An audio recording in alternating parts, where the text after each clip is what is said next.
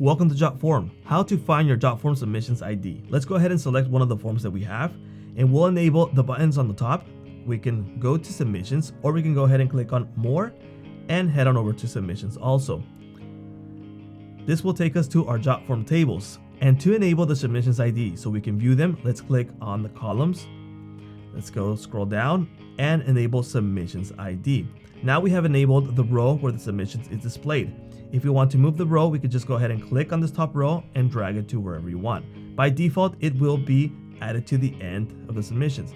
Now you can also view the submission ID by clicking on your options on each one of the entries that we have, view entries, and we have submission on the bottom. Now there's several ways that you can view submissions, and these are just one of them.